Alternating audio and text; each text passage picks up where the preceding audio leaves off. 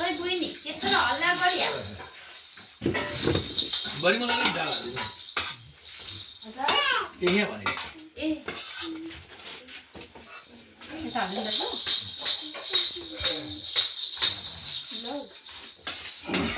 छेमा खाना खानु हुँदैछ के रहेछ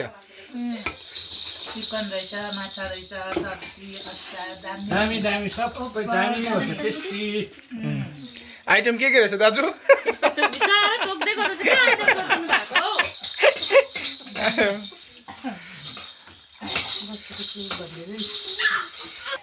यहाँ तपाईँको बस्तीको सुप यहाँ माछा